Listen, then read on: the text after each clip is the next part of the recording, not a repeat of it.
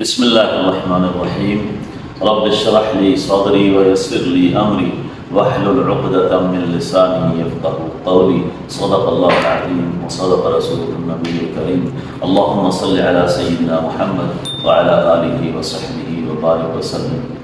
آج کا جو ہمارا لیکچر ہے وہ انتہائی آسان اور بالکل جو بگنرز ہیں جنہوں نے عربی زبان کو سیکھنے کے لیے ارادہ کر لیا ہے اور شروع کرنا چاہتے ہیں، ہم ان کے لیے ایک ایسی تفصیل لے کے آئے ہیں جو بالکل اردو زبان میں ہی رہتے ہوئے اردو کے الفاظ کے ساتھ تھوڑی بہت تبدیلی کے ساتھ ہم اردو سے عربی میں ان کو استعمال کر سکتے ہیں، اور تمام تک جو پریکٹس ہے وہ اردو کے کلمات سے ہی ہم کریں گے۔ ہو سکتا ہے کہ بہت ساری چیزیں جو عربی میں زبر زیر پیش کے حوالے سے ہم ان کی احتیاط نہ کریں۔ آج کا درس صرف اور صرف اس لیے ہے کہ ہم ایک اردو کے لفظ کو عربی میں کیسے استعمال کرتے ہیں اور اس کا ترجمہ ہم کیسے تبدیل کر لیتے ہیں۔ اس کے لیے ہم نے بہت آسان طریقہ آپ کے سامنے رکھا ہے۔ یہ مختلف علماء اکرام قرآن پاک کی تفسیر ترجمہ کرتے وقت اور گرامر پڑھاتے وقت آج کل علم بہت وسیع ہے اور استعمال کر رہے ہیں، اسی کا یہ ایک جز ہے جو میں اپنے طریقے سے اسے بیان کرنا چاہتا ہوں۔ تو آئیے دیکھیے کہ ہم نے فعل ماضی کے چند کلمات بنانے کے لیے اور فعل حال اور مستقبل کے لیے جو علامات کا استعمال کرنا ہے تاکہ اردو کا جو لفظ ہے اس کو ہم عربی میں کیسے بنا سکتے ہیں۔ بیسیکلی جب ہم کہتے ہیں کہ رب، اللہ کو ہم رب کہتے ہیں، پالنے والا، تو میرا رب، آپ کا رب، ہم کا رب، تیرا رب، اس طرح کر کے ہم اردو میں کہتے ہیں۔ تو اسی طریقے سے ہم عربی میں جو باتیں استعمال کرتے ہیں اس میں بھی بالکل سیم طریقہ اپنایا جاتا ہے، لیکن اس کے لیے جیسے میرا، تیرا، ہمارا، ہم کا، آپ کا، یہ الفاظ اٹھا کے عربی زبان میں بڑے چھوٹی سی حرکات کا استعمال کیا جاتا ہے۔ بالکل ایک حرف سے ترجمہ لے لیا جاتا ہے اور اسی لفظ کے ساتھ لگانے کے بعد وہ بات عربی میں بالکل 100% صحیح ہوتی ہے۔ آئیے اس بات کو ہم دیکھتے ہیں چند حرکات کے ساتھ۔ جیسے اردو کا لفظ ہے رب، یہ آپ کے سامنے لکھا ہے، تو اس کو اگر ہم استعمال کرنا چاہیں تو ہم بولنا چاہیں تو کیا کہیں گے؟ ہمارا رب، یا میں کہوں میرے اللہ نے، میرے رب نے میرے کو بڑے کرم کیے ہیں، یا آپ کا رب بڑا مہربان ہے۔ تو ہم جب باتیں کرتے ہیں تو اللہ کے ساتھ جو بھی جملہ منسوب کرنا چاہتے ہیں اس کے لیے حسب ضرورت ہم ایک علامت لے کے آتے ہیں۔ تو یہ علامات ہیں جو آپ کے جملے کو مکمل کرتی ہیں۔ وہ علامات جو ہیں اردو میں ایک لفظ، مکمل لفظ کے ذریعے ہوتی ہیں، لیکن عربی میں یہ ایک حرف سے بھی یہ علامت مکمل ہو جاتی ہے۔ اس کے لیے ہم 4 علامات کو پہلے جان لیتے ہیں۔ یہ ایک علامت ہے نون الف لام، دوسری علامت ہے صرف کاف زبر کا، ٹھیک ہے، اور تیسری علامت ہے ہو۔ اب ہو کے آگے اقسام میں نے ہا و ما اور ہم بھی لکھ دیا ہے، اس کو ہم تھوڑا سا بہت ڈسکس کر لیں گے، لیکن اگر صرف ہم اس کو اس وقت ہو ہی رکھیں تو پھر آسان رہے گا، تاکہ وہ بہت زیادہ مشکل نہ بنے، بھاری نہ بنے۔ آخر میں ہم اس کو اضافے میں لے کے جا سکتے ہیں۔ اور چوتھی علامت جو ہے وہ ہے یا۔ جس طرح میں نے کہا کہ میرا، تیرا، آپ کا، ہم کا، ان کا، یہ سارے ہم علامتیں استعمال کرتے ہیں، اس سے ایک جو لفظ ہے، ایک نام ہے، اس کو ہم استعمال کرتے ہیں جملہ بنانے کے لیے، بات کرنے کے لیے۔ تو میں کہتا ہوں کہ ہمارا رب، بالکل اردو میں آج عربی بنائی جائے گی، ہمارا رب، تو میں نے رب کے ساتھ یہ لفظ جو ہے اس کو جوڑا، ٹھیک ہے۔ ادروائز میں آپ کو مطلب نہیں سمجھا سکتا تھا، تو مجھے مجبوراً اس ہمارا کو اس کے ساتھ لانا پڑا ہے، تو میں نے کہا ہمارا رب۔ پھر میں کہتا ہوں تیرا رب، ٹھیک ہے، پھر میں کہتا ہوں اس کا رب، ٹھیک ہے، اس کے بعد میں کہتا ہوں میرا رب، ٹھیک ہے۔ تو یہ 4 بار میں نے اردو میں مختلف الفاظ کا سہارا لیا اور کلمہ جو رب ہے اس کے ساتھ میں اپنے جملے مکمل کرتا گیا۔ بالکل اسی طریقے سے عربی میں آپ اسی 4 حرکات کی بنیاد پہ آپ کیا کریں گے کہ اسی کلمہ رب کو آپ بنائیں گے. کیسے؟ جیسے میں نے کہا تھا ہمارا رب، تو میں نے ایک لفظ لے کے آپ کے سامنے ہمارا، ٹھیک ہے. ابھی میں آپ کے سامنے لاتا ہوں کہ ہمارا کی جگہ اگر ہم اس کے ساتھ اضافہ کر دیتے ہیں نا کا، یہ میں نے لکھا ہے نمبر 1 عربی میں نا، ٹھیک ہے. نا کا مطلب ہمارا ہو جائے گا. عربی میں صرف نا استعمال کر لیں تو اس کا مطلب کیا ہوگا؟ ہمارا. اب ہمارے ہاں زبر زیر پیش کسی کے اوپر نہیں لکھی جاتی، کسی لفظ کے اوپر زبر زیر پیش نہیں لکھی جاتی. عربی زبان میں زبر زیر پیش کی بڑی اہمیت ہے. آپ نے جب زبر زیر پیش کو استعمال کرنا ہے تو اس کے معنی چینج ہوتے ہیں، لہذا ہمیں یہ ایک اضافت ساتھ لینی پڑے گی. ہم ویسے بھی کہہ سکتے ہیں ربنا، ٹھیک ہے، جملہ بن گیا آپ کا جملہ بن گیا ہے ربنا، ٹھیک ہے. لیکن اردو میں بھی کبھی کوئی بندہ اس طرح لکھا ہو تو یہ ربنا نہیں پڑھتا، بھلے اس کے اوپر حرکت نہ ہو، ہم کسی نہ کسی طریقے سے اس کو ربنا یا ربنا کہتے ہیں. ہم سہارا لیتے ہیں حرکات کا، بہت سارے الفاظ ہیں، ٹھیک ہے. آپ قتلن کو دیکھ لیں، کبھی کسی نے قتلن کہا ہے، قتلن کہا ہے، جس کا مطلب ہے کہ آپ لکھتے تو نہیں ہیں لیکن قاف کے اوپر زبر پڑھتے ہیں. اب ہمیں چونکہ مدر لینگویج ہے، ہماری مادری زبان ہے، ہم اس کے محتاج ہی نہیں ہیں کہ زبر زیر پیش کی باتیں کریں. ہم بچپن سے ہی الفاظ سیکھ کے آ چکے ہیں، گھر میں والدہ سے، پھر اسکولوں سے، تو ہم بالکل محتاج نہیں ہیں زبر زیر پیش کے. جب ہم نئی زبان میں آنے لگے ہیں تو ہمیں انہی زبر زیر پیش کو ان کی زبان کے مطابق سیکھنا ہوگا اور یاد رکھنا ہوگا، بس اتنا فرق ہے. تو ہم اس کو یوں سمجھیں کہ جب یہ بات کہیں گے تو ہم اس کے اوپر کیا کر لیں گے؟ باپش کو لگائیں گے. ربن ہے لفظ، جب نون لفظ کا اضافہ کیا تو تنوین ہٹا کے پیش رکھ دی. 2 پیش تھی الٹی اور سیدھی، اس کو یہ کلیہ ہے کہ جب ملا کے پڑھیں گے تو آپ ایک کو ہٹا دیں گے، ایک کو رکھ لیں گے. تو ربن سے ربو ہوا، آگے نا اس میں اضافہ ہوا تو کیا بنا؟ ربنا، ٹھیک ہے، ربنا. تو جیسے میں نے کہا کہ ہمارا رب کے ساتھ مجھے ہمارا لانا پڑا.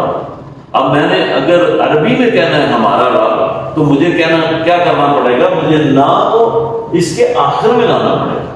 اب یہ کہ زبان میں ڈفرنس ہوتا ہے کہ اردو میں ہم وہ جو جملہ مکمل کرنے کے لیے علامت لے کے آتے ہیں وہ پہلے لگاتے ہیں، لیکن عربی زبان میں جو علامت ہم جملہ بنانے کے لیے لاتے ہیں اس کو بعد میں لگاتے ہیں. یہ ایک فرق آ گیا تھی یہاں پہ.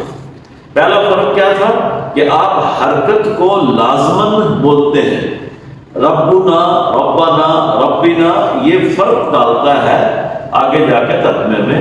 تو ہم جب نا کا اضافہ کرتے ہیں تو ساتھ کیا کہیں گے؟ ربنا، ٹھیک ہے، ہمارا رب. ٹھیک ہے، سمجھ آ گئی؟ وہ آگے جا کے دیکھیں گے کہ ربنا کیوں نہیں کہا، تو ایک بار ساری باتیں نہیں سمجھ آتی. جس وقت ہمارا رب ہے اس کو کیا کہیں گے؟ ربنا. ٹھیک ہو گیا؟ تو فرق کیا جانا ہم نے؟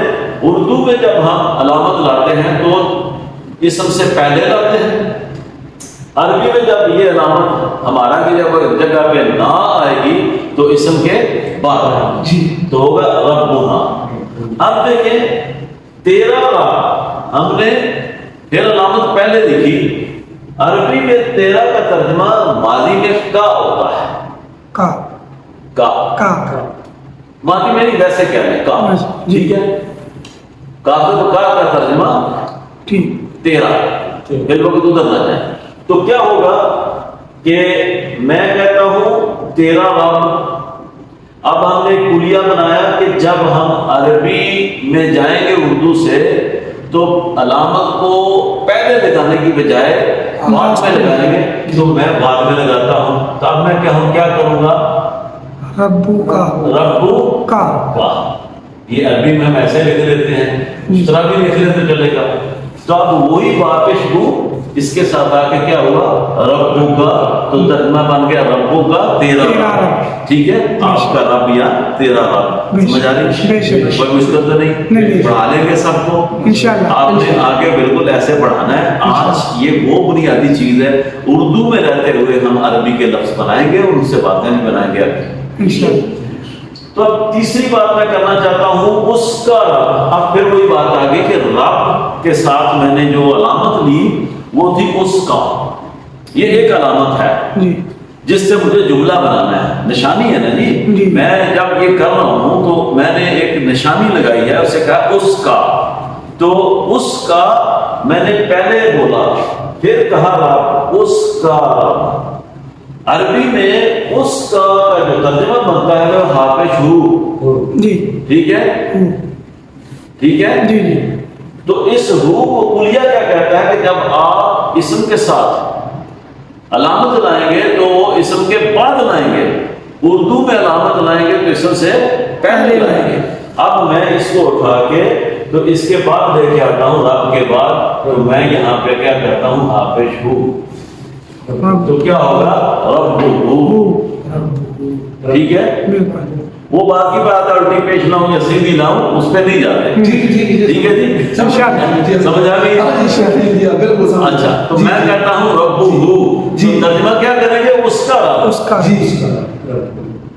کا رب، تینوں باتوں کی سمجھ آ گئی؟ آگے چلو، ماشاءاللہ ماشاءاللہ زبردست۔ اچھا، اب اس کے بعد ہم کہتے ہیں کہ چلیے اس کو ساتھ جوڑ دیتے ہیں، تھوڑا سا آسان ہو جائے گا۔ عربی میں ہم نے پڑھا تھا کہ اردو میں تو جیسے ہوتا ہے اس، یہ جو علامت اس ہے یا اس کا، اس کو جوڑ دیں یا مطلب صرف اس تک رکھتے ہیں تو ہمیں یا تو کا لگانا پڑتا ہے یا کی لگانا پڑتا ہے، لیکن یہ کا اور کی مذکر مؤنث کو ظاہر نہیں کرتے۔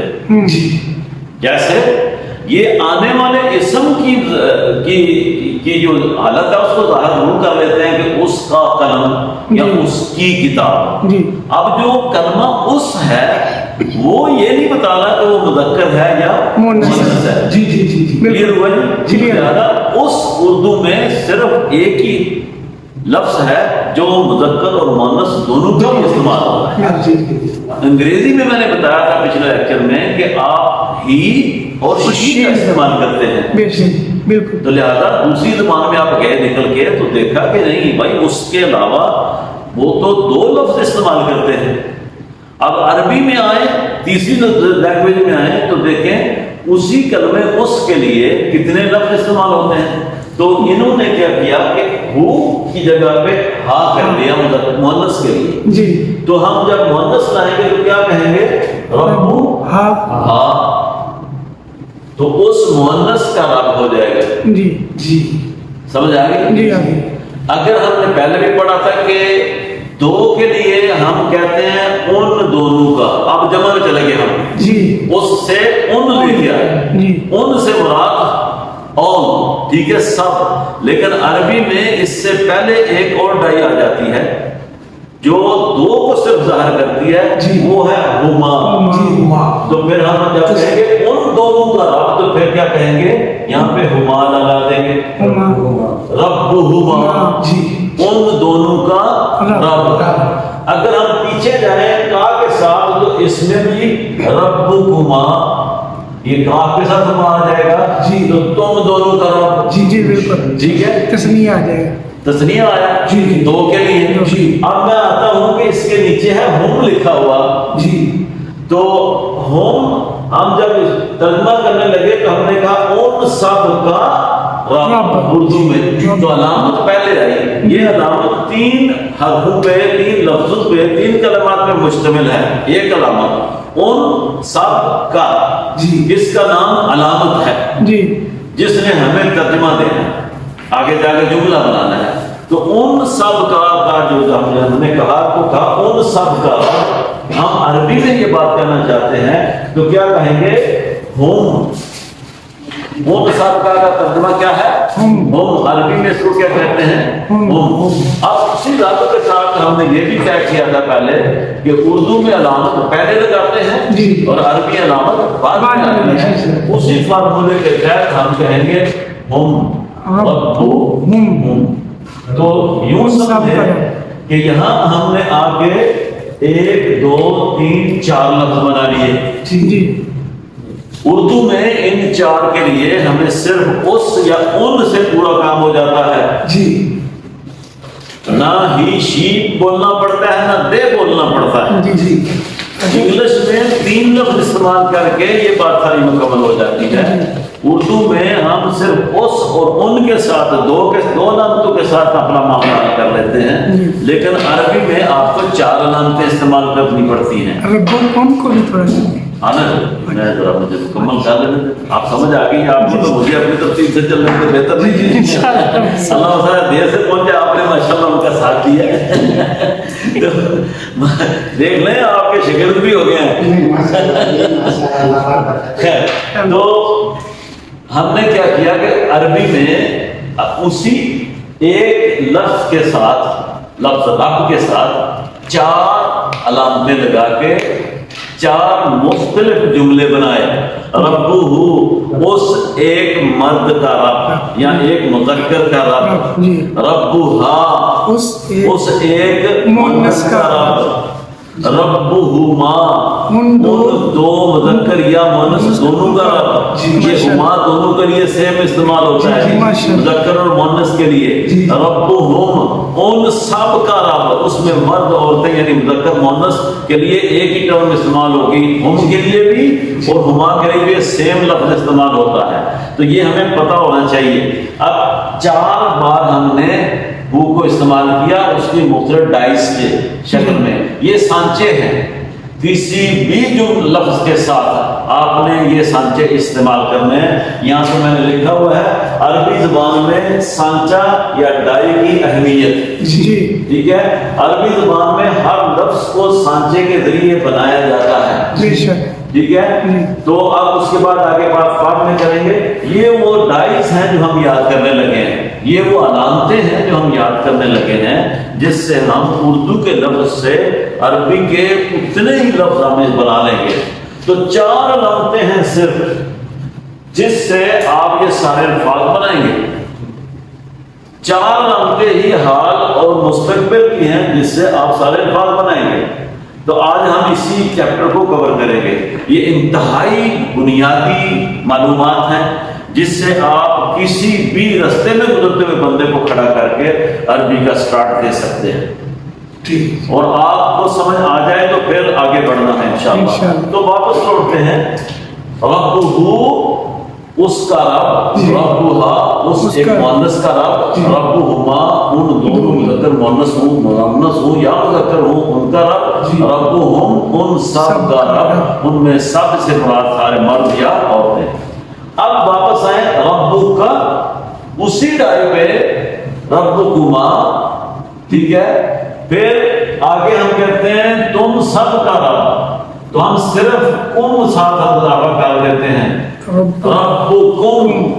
کلیہ یہ ہے کہ اردو میں علامت پہلے آتی ہے، میں بار بار بتا رہا ہوں، عربی میں علامت بعد میں آتی ہے۔ تو اسی فارمولے کے تحت پہلے ہم رب کہیں گے، اس کے بعد علامت لگائیں گے ربکم۔ تو یہ آپ کے لیے یہ ہوا کہ ہم نے ایک بار یہ کیا، پھر ایک بار یہ کیا، پھر ایک بار یہ کیا، ہے جی؟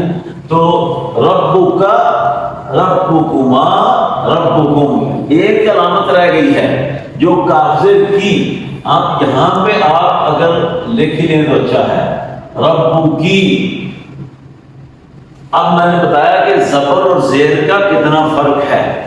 اگر آپ کہتے ہیں ربک تو تیرا ایک مذکر کا رب، مذکر ہے، ٹھیک ہے؟ ربکی تیرا ایک مؤنث کا رب۔ تو لہذا 4 جملے 4 علامتیں بدلنے سے وہ مخاطب کے لیے استعمال ہوئی۔ یاد رکھیں، مخاطب کے لیے 4 علامتیں کون کون سی ہیں؟ کا، گما، کم، اس کو کا کی کما کم، ٹھیک ہے؟ ذرا خیال لے چلتے ہیں ادھر بھی، میں صرف آسان رکھنا چاہتا ہوں۔ ہم نے وہ چیزیں لی ہیں جو شروع میں عام استعمال کے لیے آتی ہیں۔ آپ یہ گننا جو ہے کبھی 20 30 40 سال ہو گئے ہیں سنا کسی کو کہتے ہیں السلام علیکم، ٹھیک ہے؟ اسی جگہ پہ میں بتاؤں کہ جب جمع کا صیغہ آتا ہے، پچھلے 2 لیکچر میں ڈسکس کر چکے ہیں، تو مذکر کا صیغہ سب کے لیے، مؤنث کے لیے بھی، قرآن میں بھی اللہ نے ایسے بے شک استعمال کیا ہے۔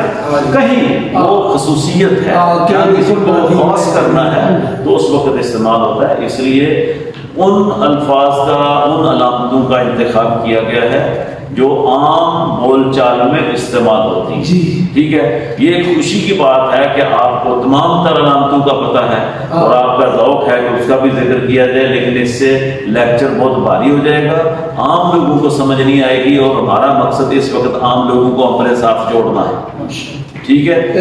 ابھی جمع مؤنث کے لیے ہننا استعمال